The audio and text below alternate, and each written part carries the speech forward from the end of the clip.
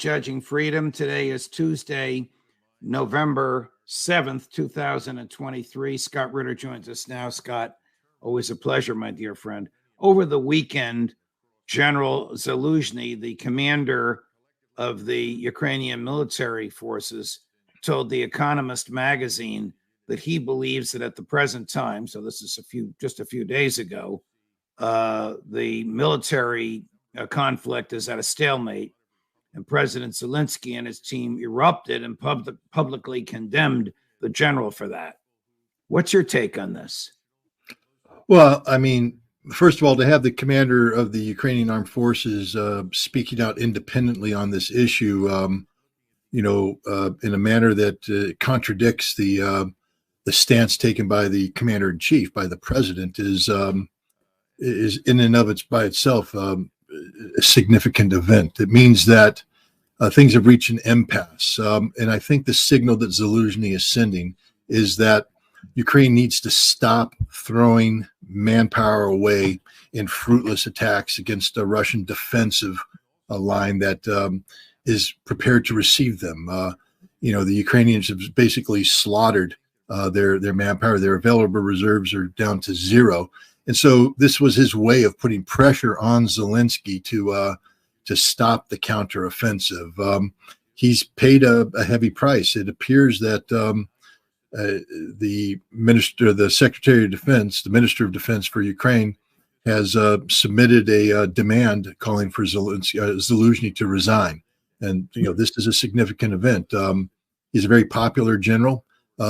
He could choose to refuse this. This could lead to a military on civilian, fight for the leadership. This could be beginning of a military coup. Who knows? But the situation is very unstable right now in Ukraine in regards to civil-military relations.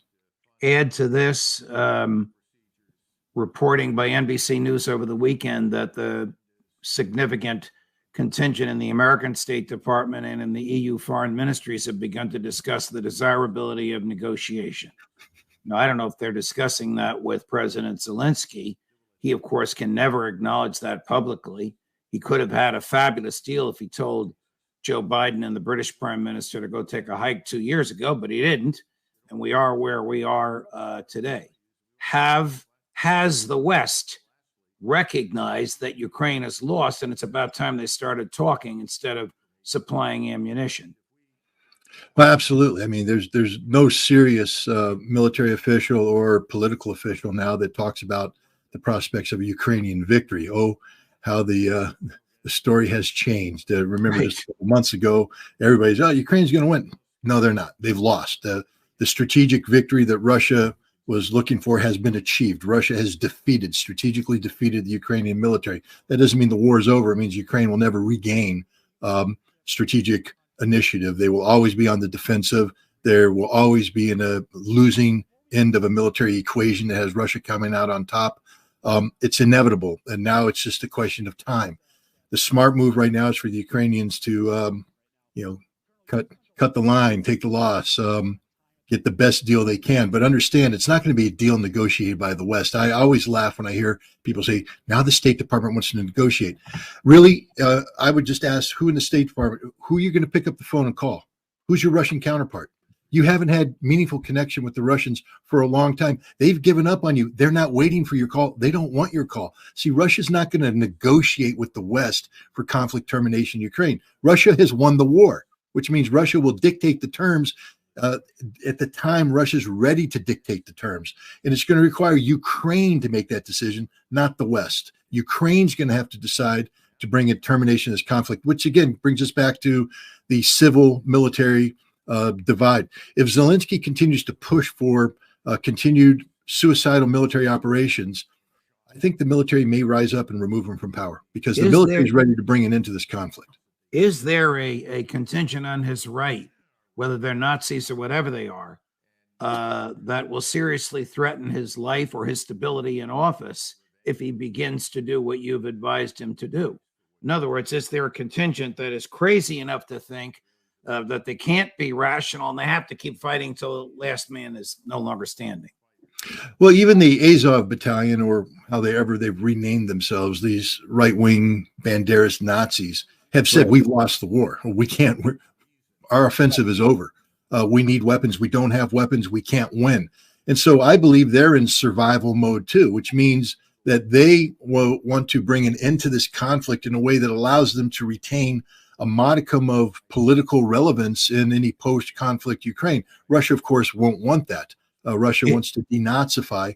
But that's something, for instance, if you take a look at the negotiated settlement that Russia agreed to back in March that would have brought an end to this war, there was no denazification. And maybe if the Ukrainian government stopped now and sought to terminate this conflict on terms favorable to Russia in terms of recognition of the Russian territorial acquisition, that Russia may agree to some sort of post-conflict environment that gives Ukraine a say in how they structure their government, as long as they don't say we want to be members of NATO, and allow Ukraine to solve that problem. But the longer this conflict goes on, the more likely is that Russia is going to impose a solution as opposed to accept a solution put forward by the Ukrainians. What is your take of the murder by booby trap of General Zaluzhny's chief of staff? I mean, is that the way the Russians operate, or is this somebody inside the military sending a message to the general, or is it some personal feud? Well, we don't know. I mean, first of all, it wasn't the Russians. We know that. We know that the package was delivered by somebody in Zelensky's, military advisory, in a military advisory to Zelensky. We know who sent the package. The question is, why did it contain live grenades? And why was the general allowing his son to play with the grenade? And why did the general take the grenade and pull the pin on it? I think he might have thought it was a toy. I don't know. It's an insane thing. But the notion is something's not right. Again, we are looking at a system in collapse. We are looking at a system that doesn't know which way they want to go, because there is no direction. They've lost. There's literally nothing that can be done to salvage this situation. There's still some fight left in the Ukrainian army. Don't get me wrong. But they're not going to change the outcome. The Russians have the strategic initiative, and Russia will continue to push. And as they push, you're going to see collapse. I don't know what happened in the final days of Nazi Germany as the walls are coming down in Berlin, but I would imagine there were situations where German generals were drunk and doing stupid things with hand grenades and blowing themselves up because they've just given up on, normalcy of life. These military guys are under tremendous pressure. They've lost a war. And for a military leader who has put their entire reputation on winning a war, remember Zelensky this time last year gave an interview to The Economist magazine, Zaluzhny, where he said, I can beat these guys. I can beat these guys if you just give me, and he put out a shopping list. He got everything on that shopping list and more. He didn't beat them. He barely made a dent in their defenses. He's been defeated, and now he's admitting that defeat. This is a heavy burden. This may be a political or even a psychological question. What becomes of people like Victoria Nuland and Lindsey Graham when the inevitable is thrust upon them? There is no off ramp in which they can claim that they were right all along. Well, they'll claim political failure on the part of Biden and others. That they will never blame themselves. Look what happened to Graham. Graham, was the guy screaming for the ouster of Bashar al-Assad. That didn't go too well. Graham was saying we have to stay in Afghanistan. That didn't go too well. And Graham right now is been pushing for this conflict between Russia and Ukraine. It's going to fail. He's going to lose. And he's also probably going to lose in the position he's taken vis-a-vis Israel. But Graham is one of these slimy political lizards who always finds a way to land on his feet and scurry out of harm's way and blame other people. But no, nothing's going to happen to them. They're political. They are swamp animals of the swamp. They thrive in the swamp. There's no accountability in the swamp. They'll just be wrong again. How did Hamas come about, and what role, if any, did Netanyahu personally play? Well, Hamas is an outgrowth of the Muslim Brotherhood, which is a Sunni fundamentalist organization, Egyptian-based, that found root in Gaza, given the connectivity between Egypt and Gaza, and they became a terrorist organization, a resistance organization. Israel decided to help turn them into a political organization capable of governing, the goal of which was to create a counter to the Palestinian Liberation Organization, the PLO and Fatah. their military wing to split the Palestinian voice around 2005, 2006, when there was talk about statehood, about getting the settlements out. They needed to split and weaken the Palestinians. The Israelis helped fund Hamas back in the 80s. They helped create Hamas politically in 2000. So, and Netanyahu was involved, especially in the second part. He's the one that said, we need to fund Hamas. He's on record saying it. They have his voice. He's given an interview where he says, we need to create Hamas. We need to fund it. We need to breathe life into it. Hamas is a legitimate expression of a fundamentalist, resistance from within Gaza, but its creation was facilitated by Israel and in many ways guided indirectly by Israel. In order to divide the Palestinians, in order to resist Yasser Arafat and Fatah. Yes, but the irony is that Hamas was always meant to be the junior partner. When they first had elections in 2006, Hamas won the most votes. They won the parliament, and the PLO couldn't handle that, so they dissolved the parliament. The Israelis were freaking out, going, no, we didn't want them to win. We just want them to be there. Today, if there were elections, Hamas would win everything. They would win the parliament. They would win the presidency. They are more popular than anybody in the Palestinian Authority right now because they have done more to defend Palestine and to create the conditions that could lead to the creation of a Palestinian state than the Palestinian Authority has ever done. What is Netanyahu's goal in Gaza today? Well, he doesn't know even what his goal is. I mean, he's articulated very, decisive goals, the destruction of Hamas, the destruction of the Hamas military. But how do you destroy a military that's underground when you're operating above ground? They don't even have a battle plan how they're going to make that transition. And there's heavy fighting going on. We're not getting the full extent. The Israelis are very, very controlling of who they let in and the conditions under which images are released. CNN put a crew in recently, and they said everything we are showing you was approved in advance by the Israelis, and they only got to go to a limited area. Hamas is releasing videos that show, they are closing with and destroying the enemy through firepower maneuver. They are, bringing in rocket-propelled grenades, hitting Israeli tanks. Last night, they claimed to have killed 10. They have video evidence to show that 10 were hit. Whether or not they were killed is another question. But this war is not going well for Israel. It's one thing to move tanks in and occupy a particular piece of ground, but when the enemy is like ants underneath you and swarm out and bite you, it's going to be a death by 1,000 cuts. Netanyahu doesn't have a master plan. Remember, they didn't prepare for this. There was no contingency. Israel never imagined Hamas doing what they did on October 7th. Never imagined it. All of their military contingency was for terrorist-like operations or civil unrest. They never thought this would be the kind of operation that required 300,000 troops to be diverted. They always planned on Hezbollah causing problems up north, but never Hamas causing this kind of problem down south. Netanyahu just told ABC News that Israel would provide security within Gaza once the war is over, meaning prison guards for this open-air concentration camp. But isn't that suicidal? Wouldn't that lead to perpetual guerrilla warfare?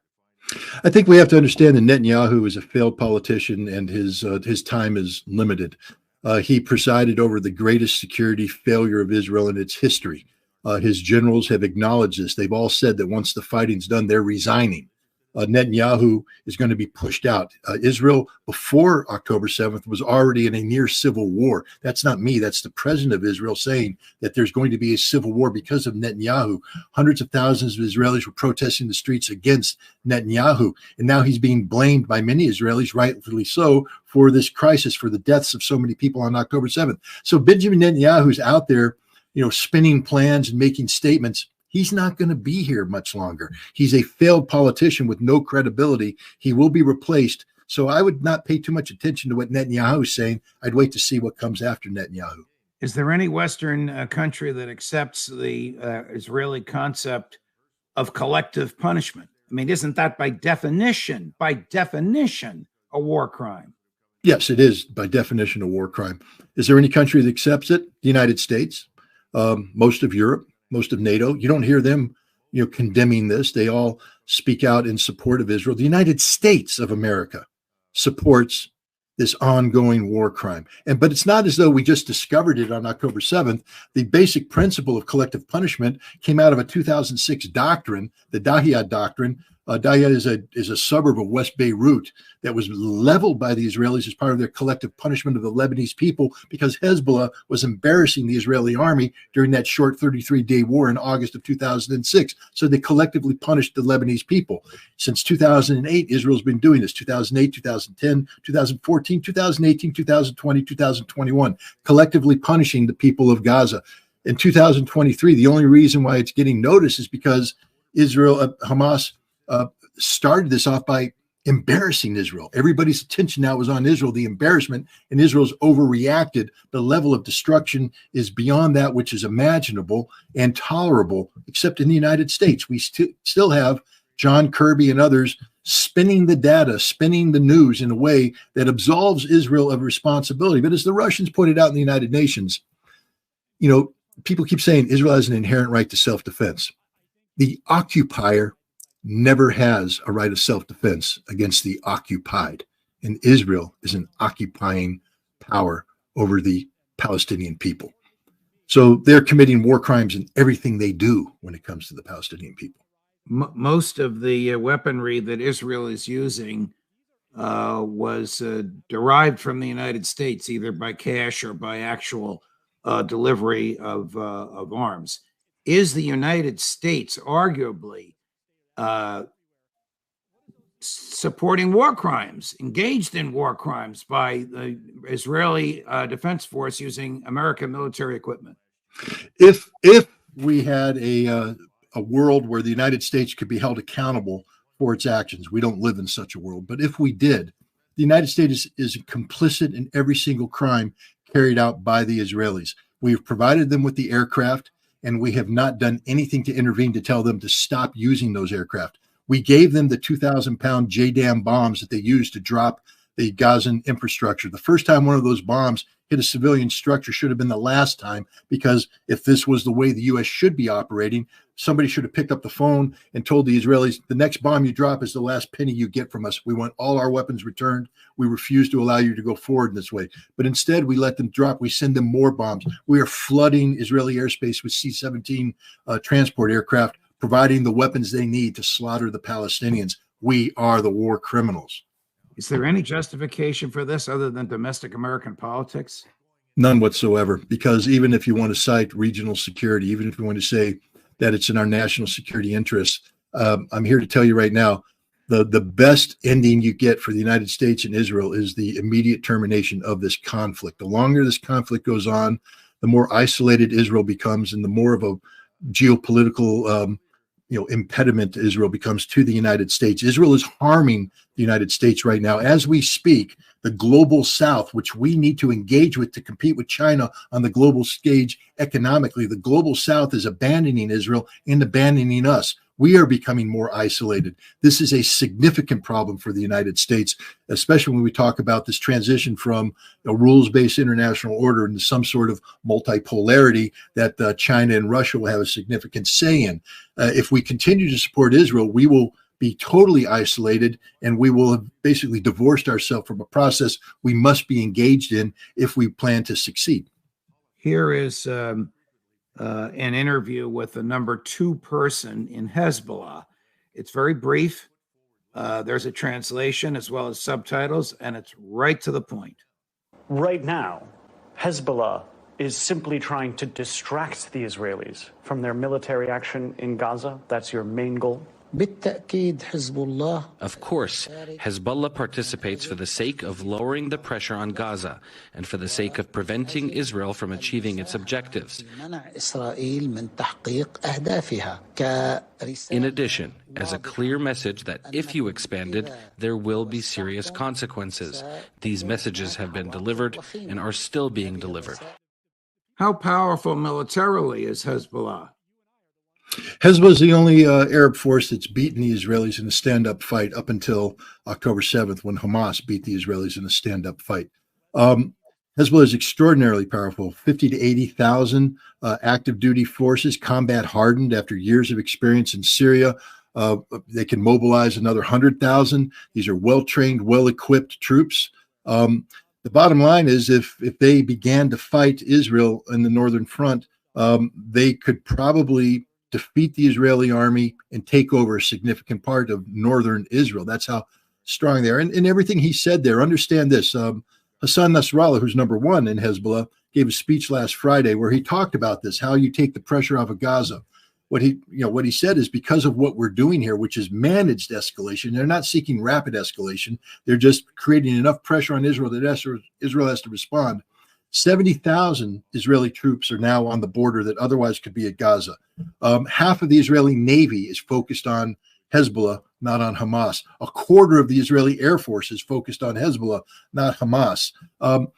30,000 Israeli civilians have been evacuated from the settlements and now have to be resettled interior of Israel at significant economic cost. 300,000 Israeli reservists have been pulled from their jobs and are in the military now. Those jobs aren't filled. The Israeli economy is facing a crisis mode. All of this is because of Hezbollah. This is the pressure that Hezbollah is putting on, the diversion of resources away to relieve the pressure on Gaza. And what Hezbollah has said is, we'll do this, and if Israel manages to turn the tide and threaten Hamas with destruction, then we will come in hard. And Israel doesn't have a response to that. They cannot beat Hezbollah in a stand-up fight as things currently stand. Doesn't Prime Minister Netanyahu have the ability to reason and understand the danger he's bringing Israel into by this unbridled, almost carpet bombing like invasion of Gaza? Benjamin Netanyahu is a survivor. Understand this, that if he steps aside in unfavorable conditions, he will be arrested and he will be prosecuted for corruption. He'll spend the rest of his life in jail. So this is a man who's willing to use the suffering of the Palestinian people and the suffering of Israel to further his political ambition. He should be pushed out of power today, but he's holding on, and I believe he's holding on for a deal that says that when he steps aside, there will be a non-prosecution agreement. There will be some sort of agreement that will absolve him of this responsibility. He's fighting for his own personal future and the future of his wife, Sarah. Is Joe Biden involved in any of this? I mean, Tony Blinken's weekend jaunts around the Middle East was a dismal and publicly embarrassing failure. Well, I mean, Joe Biden's involved in that. He's the commander in chief. He's the president of the United States. But in this, he has delegated authority to Blinken. Blinken is running the show right now. Blinken is calling the shots. He coordinates with Jake Sullivan to ensure that there's some sort of connectivity with the Department of Defense, Lloyd Austin. The CIA director, William Burns, just went to Israel, by the way, to talk. No one's talking about what he was telling him. I'm sure he's giving him the bad news and such. But, you know, Biden right now is in a very difficult situation because he, you know, from a national security standpoint, of course, we are totally married to Israel, and we will continue to provide Israel with the support necessary for Israel to at least try to dominate the battlefield. But we're coming into an election season, and 2024 is looking very problematic for Joe Biden right now. And one of the things that makes it problematic is that there are a lot of swing states. We'll bring up Michigan, to be precise, where there's a large Arab population. And Biden can't afford to lose Michigan. If he loses Michigan, he can't get reelected, or whoever the Democratic National Committee appoints as his proxy can't get reelected. So to appease Michigan, he's going to have to do things that are not the Israelis don't agree with. There's a political battle. So they're trying to blend the traditional national security support of Israel with the devolving global situation. We are becoming increasingly isolated. That's problematic, with a very problematic internal domestic situation. And, you know, this is an awful lot to ask a man of Biden's age and diminished mental capacity. But his handlers are busy trying to, massage the situation. They're not succeeding on any front. It's a failure all around. How long will it take before the IDF realizes that they have a serious battle on their hands and it might not be worth the bloodshed that it will cause? I mean, Israeli bloodshed, Israeli military bloodshed. Well, they already know that there's an old saying, you grab the tail of the tiger. They've grabbed the tail of the tiger, and they're in for a ride right now, and they know this. Hamas isn't going to come up and defeat them in a face-to-face battle. What's going to happen in Gaza is, if this continues, is going to be a death by 1,000 cuts. Every night, more casualties. Israel not being able to control what happens below ground, not being in control of above ground because of the ability of Hamas to jump up from tunnels. And this is going to be a very, very difficult fight. Israel so far has advanced on cleared lines of communication, roads that aren't blocked by debris. As they close in on Gaza City, the main urban area in the northern part of the Gaza Strip, they're going to come into that as those areas where they've dropped the buildings, the rubble's in the street. There's going to be a separation of armor from infantry, and it's going to become a much more difficult fight for Israel. Probably see some significant casualties inflicted on Israel. How do you think this ends? Every war ends politically, and I think Israel's in a very difficult political situation, not only internally, because remember, there's all this chaos taking place behind the scenes about Netanyahu's future. It's very, we in the United States turn on the TV and we see the Minister of Defense, Gallant, speaking, and we like, that's the Minister of Defense. He's strong. We see the Chief of Staff speaking. In Israel, they see failures. They see a man who presided over the greatest embarrassment, military defeat in Israel. They look at him and he has no respect. Nobody's encouraged by him. Nobody's motivated by him. They openly despise him. Here in the United States, we're like, oh, he's speaking. There must be authority. That entire government has been disgraced and they are on their way out. So there's that battle being fought in Israel. Here in the United States, we have a political fight alone. A 2024 presidential election will dictate. I think what we're pointing to is that there's going to be pressure put on Israel to bring an end to this fight. There's going to be a humanitarian ceasefire. There's going to be humanitarian goods brought in. And once they stop the bombing, it's going to be very difficult for Israel to resume bombing. That doesn't mean that they won't, because they've shown a proclivity for disregarding international opinion. But I think there will be a pause. And at that point in time, I think there's going to be a concerted effort to get Netanyahu pushed out of the way, get a new Israeli government in, and try and push for some sort of diplomatic resolution to this problem that includes the initiation of serious talks about the creation of a Palestinian state. Wow.